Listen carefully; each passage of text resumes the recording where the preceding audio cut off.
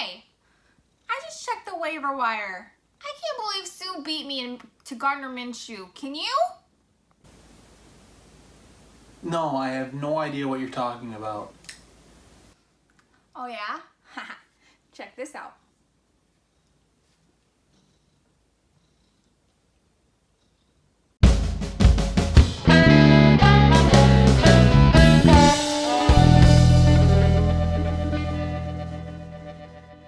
All right, so here we are, week 6. Next week is going to be a big week. Why? We'll be halfway done with the season. Oh well. Anyway. So as we always do, we start out with winners.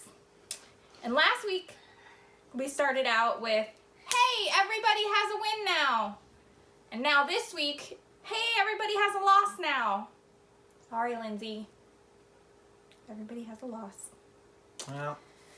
And we'll get to part of what Lindsay could have maybe done differently to flip that around here in a second. But so Lindsay lost for the first time. Other winners were Jen beat Sue. Austin beat Michaela. Rick beat Emily. Rick had a huge bounce back. Do you remember last week he only scored like 60 something points? And this week he scored 160 something points.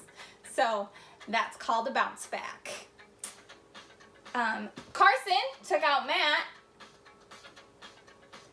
Sam beat Jameson. Sam had 184.9 points total. I do think that's the highest anyone's ever scored, but fact checkers, go to work. And Delaney beat Lindsay. So Delaney, Lindsay, and Sam are all now at 4-1. And Jen and Rick and that's it, are at 3-2. And so if the playoffs did start today, it would be Sam, Delaney, Lindsay, and Rick. Because he has more points than me. So, yay!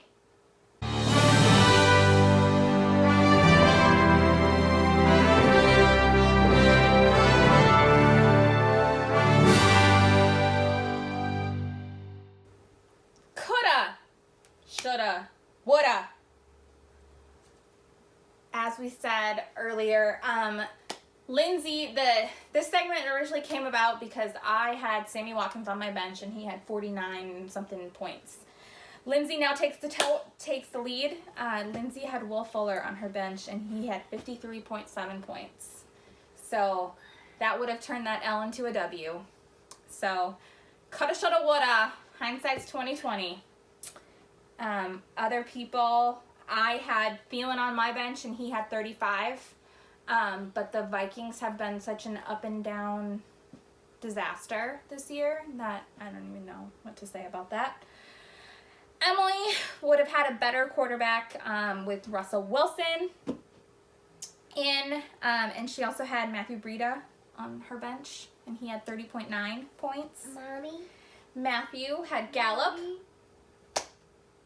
I don't see a piece. And finally, Sam, in his continually high scoring, had Philip Lindsay on the bench for 27.7. So that's coulda, shoulda, woulda.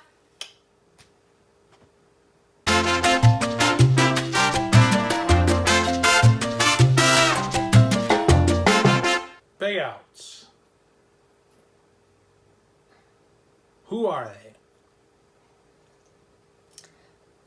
Well, Rudolph will not be driving Santa's sleigh, or Pittsburgh sleigh, if you will, this week, because he got knocked out.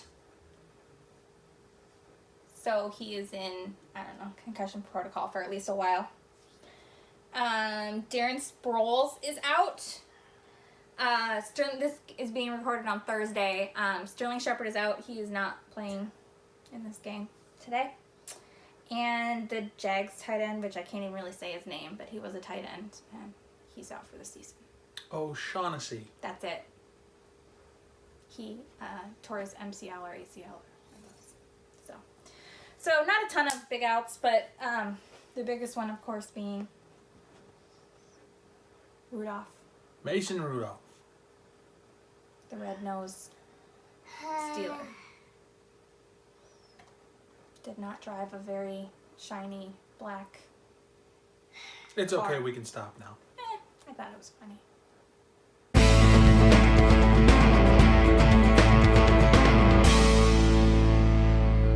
We thought we would try to do something maybe a little bit more fantasy football related, as in helping you in your upcoming matchups, not just regurgitate what's been happening over the last couple of weeks. So, this upcoming Sunday and Monday, these are some of the matchups that we thought might be important for people who are, if you're on the fence as to who you're going to play this week. For the Monday night game, you've got the Lions versus the Packers. The game is in Green Bay. Bless you. And it appears like there's no major outs on either of those teams. Green Bay's defense has been pretty good, so if you've got a couple of Lions, if you've got other options, maybe it'd be good to take a look at those. The Steelers are playing the Chargers on Sunday nights. That's the late Sunday game. The Steelers have been really bad so far this year, and it seems like they're going to be going with a second-string quarterback going into this game. So for all those skill players, Juju Smith-Schuster, James Conner, who knows how well they're going to do. And the Chargers defense, while they haven't been playing real great, they might still be able to put a hurting on the Steelers. So maybe you take a look elsewhere. The Cowboys and the Jets. Cowboys didn't have a really great week versus the Packers, although their skill players did score a lot of fantasy points. So, are they going to top out against a team that's probably not going to put up a whole lot of points themselves? Who knows? The Jets have been kind of a team where people have been shying away from. The Eagles versus the Vikings. This game could go either way. The Eagles have a very bad secondary. Minnesota has some really good wideouts. So if Kirk Cousins can manage to throw the ball accurately, maybe those guys will have big weeks again. Both defenses are pretty decent. So while I wouldn't say stay away from this matchup, I would maybe give yourself a backup.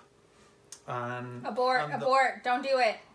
Well, there's a lot of good players on these games. You can't be scared of good defenses. Good teams rise to the top, so we'll see what happens.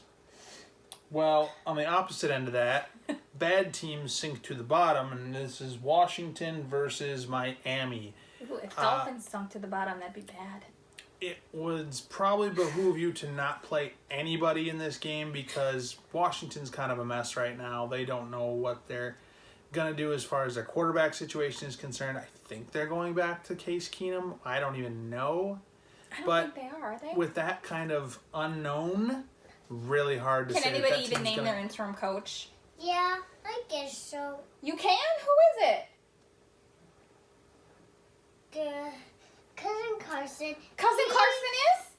He lost 3 Avoid that times. game. Okay. And then the other big matchup that we were looking at was the Seahawks versus the Browns. Browns, again, have kind of not lived up to the hype, but they have had some okay performances from some of their players. Baker's really not lived up to what he did last year, but the Seahawks' defense is not the best defense in the world. They're coming together. It's growing. Russell Wilson could have another big game. The wide receivers for the Seahawks could have more big games. So those might be some players that you might think about putting in this week if you've got those guys.